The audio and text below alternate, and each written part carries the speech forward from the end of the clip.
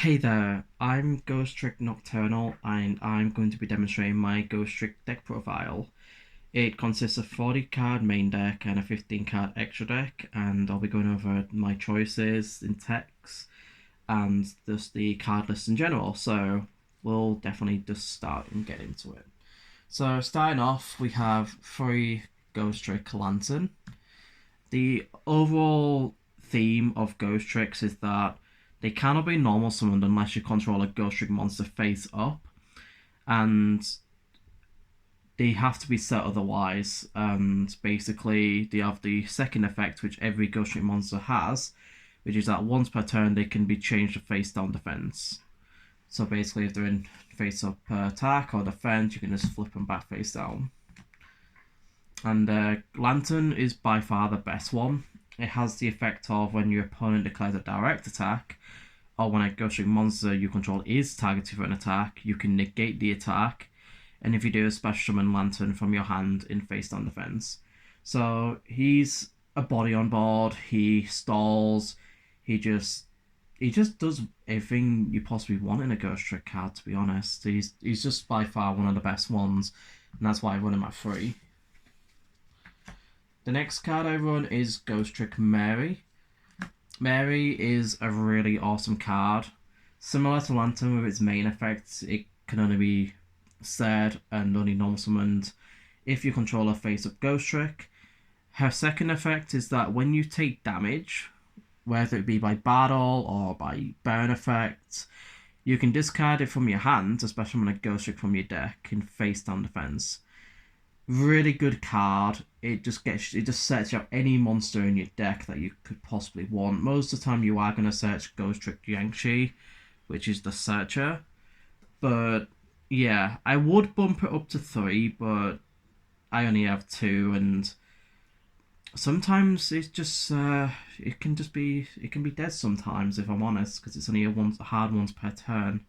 But either way, I think 2 is a good number. However, if you'd like, you could bump it up to 3 yourself. The next card I run is Ghostrick Specter. He is really awesome.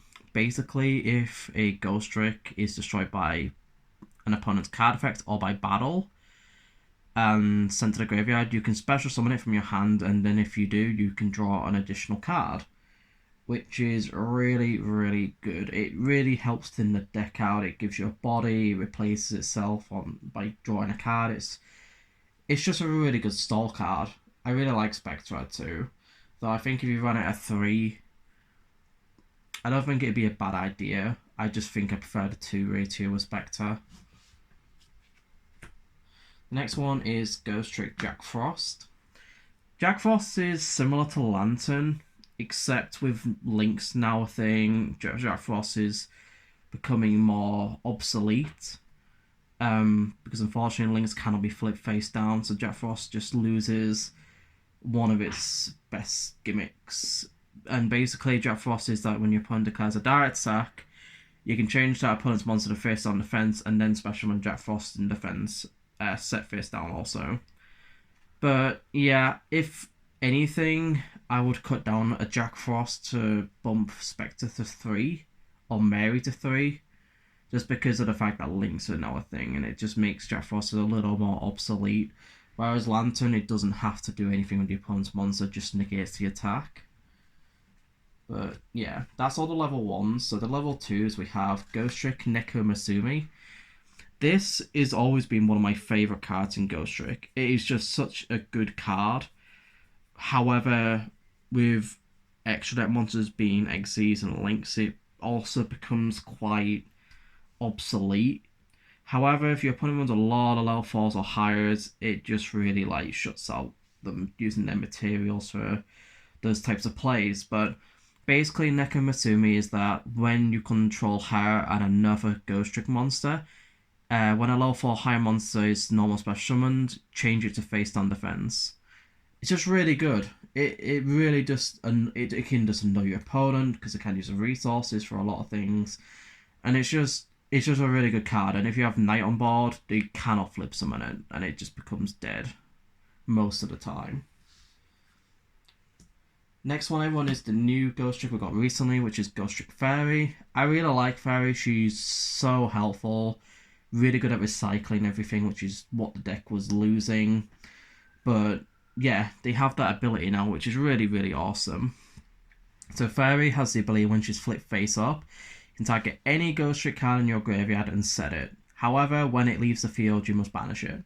But then, you can change any face-up monsters your opponent controls to face down up to the number of set cards you control. So basically, she has recovery, she is a Ghostrick Scare, and she's just a really good card, if I'm honest. She's really, really good. And the last level 2 we run is Ghostrick Doll. Ghostrick Doll I used to run at 3. The reason why I shot 1 now is because of the same reason, because of links. And her effect activates on the end phase, so by the time it's activated, your opponent probably has links and everything, and she just lost out on a lot of her abilities. So basically, on her effect is that when she's flipped face up, on the end phase, you flip as many face up monsters to face down, including yours and your opponent's. Then you can special summon any Ghostrick monster in face down defense from your deck, whose level is less than or equal to the number of monsters flipped face down by its own effect. So yeah, again, it helps you thin the deck out by getting another monster you need on board. So if it's searching out for a Jiangshi, or if it's searching out for a Skeleton, so you can banish your opponent's cards, it's just really, really handy. But with links, it just becomes more obsolete. The next one I run is 3 Jiangshi. It's the searcher of the deck. It's just a really good card. And basically what she does is that if she's flipped face up, you can add a Ghostrick monster from your deck to your hand, whose level is less than or equal to the number of Ghostrick monsters you control, and it's a hard one per turn, but she just helps fill the hand, and if she's the only monster on board and she gets flipped face up, you can add like a lantern and a stall or a specter. Say if Jiangshi gets destroyed, flip face up and then destroyed, you can search out Spectre. And then as she's destroyed, you can set the Spectre and draw a card. So she has really, really good she has a really good stall, and she helps thin the deck out massively. So that's why Jiangshi is at 3. The next one I run is Stein. Stein you could cut, but I like him because he has possibly, I think, he does have the highest attack out of the main deck effect monsters. He has 1600 attack, and basically, if he inflicts battle damage, whether it's direct or by monster battle, can add a Ghostrick spell or trap from your deck to your hands.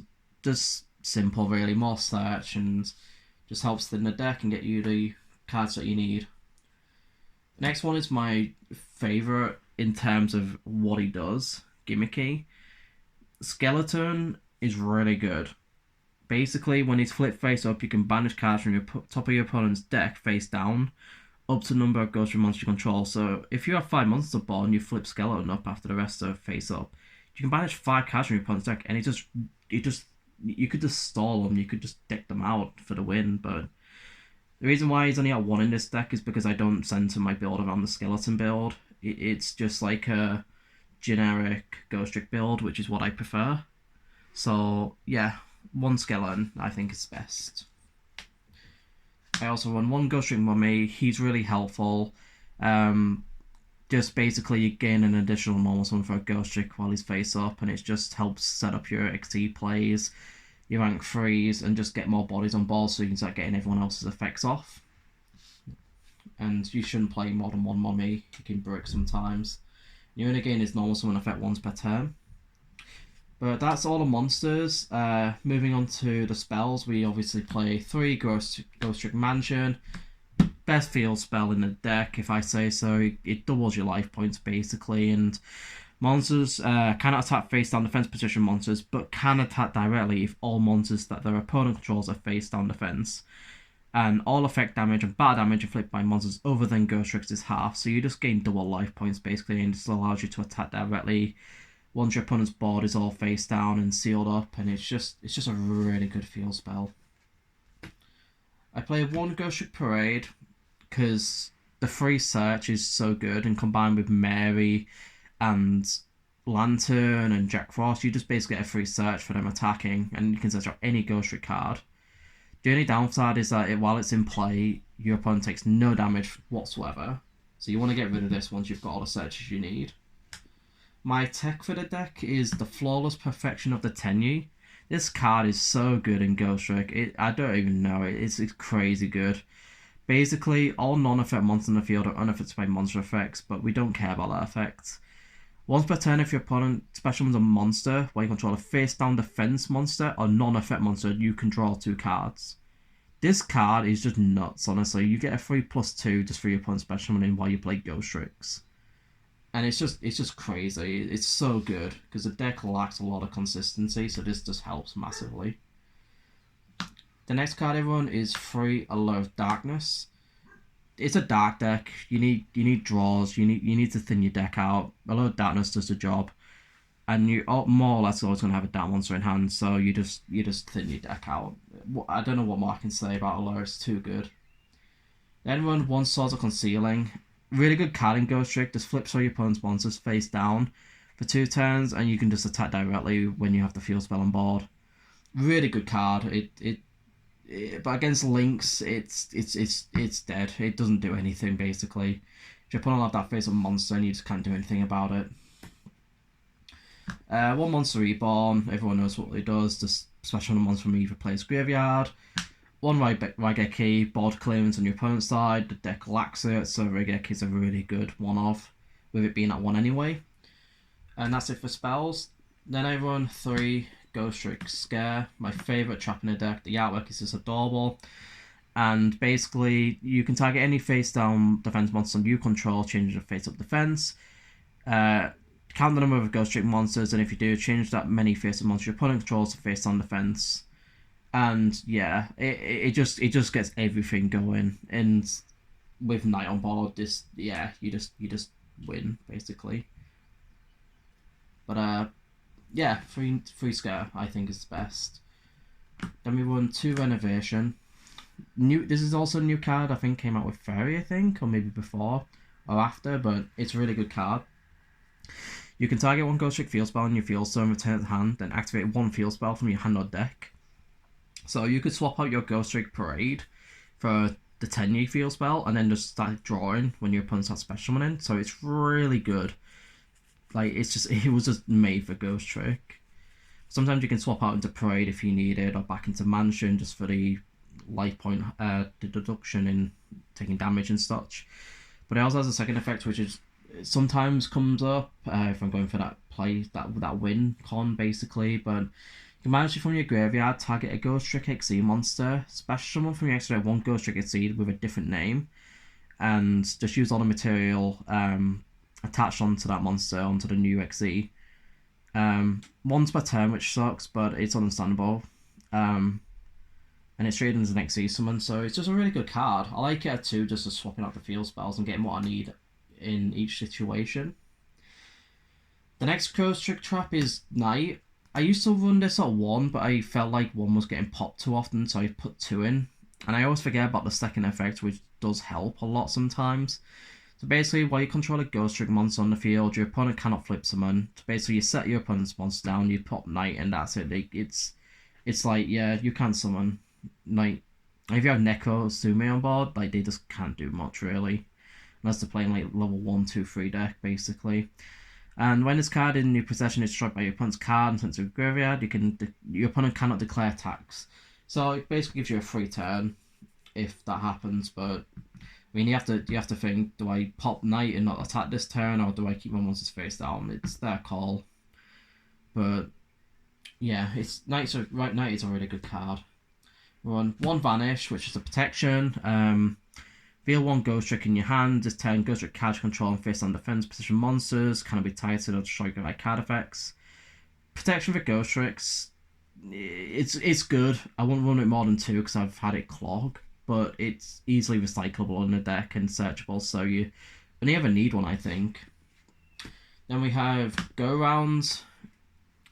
I would cut Go Around, but I just like it too much, if I'm honest. It's like a tech card of mine, I'd say now. But basically what it does is, once per turn during the battle phase, you can activate 1 of these effects. Target a Ghostrick monster you control, change it to face down defense, and if you do, change 1 face up defense monster your opponent controls to face up attack. And target one face down defense position monster you control, change it to attack. And if it is a Ghostrick, change one face down monster your opponent controls to face down defense.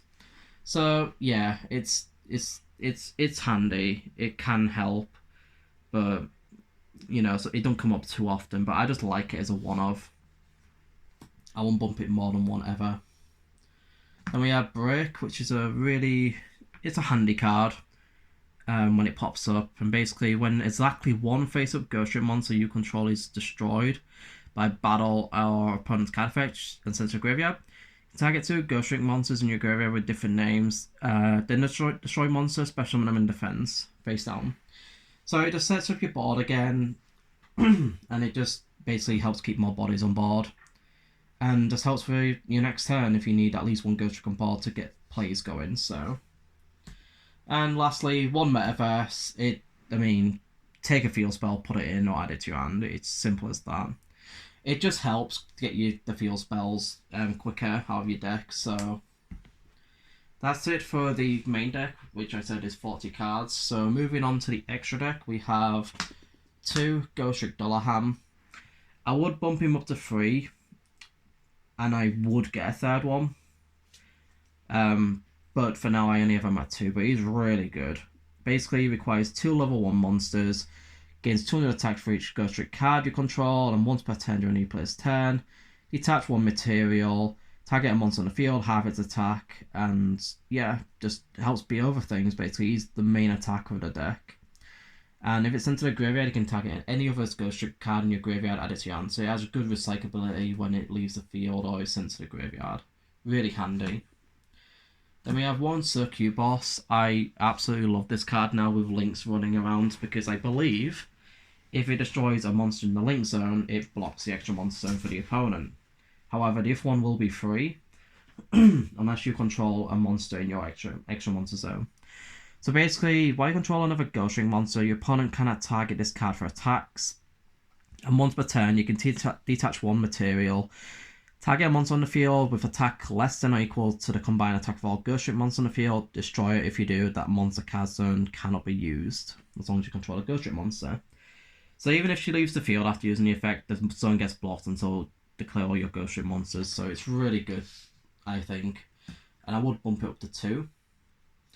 Next, Ghostrick Alucard. Another good card in this deck. I would cut it down to 2. And possibly put in another Circuit Boss or a Dullahan, because Alucard doesn't come up that often. But basically, monsters your opponent controls cannot target face-up Ghostrick monsters or any face-down defense position monsters for attacks except this one. Detach material from it to target a set card your opponent controls and destroy it. Generic destruction, really, really good, especially for Ghostricks, and basically has the same effects as Dullahan. If it's sent to the graveyard, you can target 1 other Ghostrick card in your graveyard, add it to your hand. So it's also really good for recycling all your other cards in your graveyard. Then we have Angel of Mischief. This card is so good in this deck. It's the highest attack and defense body in the deck. At 2,000, 2,500 defense. It's so good, and it requires 2 level 4 monsters. However, you can also XZ summon this card by using a Ghostrick XZ monster you control as material, except Angel of Mischief, which you can only do once per turn. Oh, my apologies, you can do it as many times as you like. But when the number of XZ materials on this card becomes 10, you win the duel.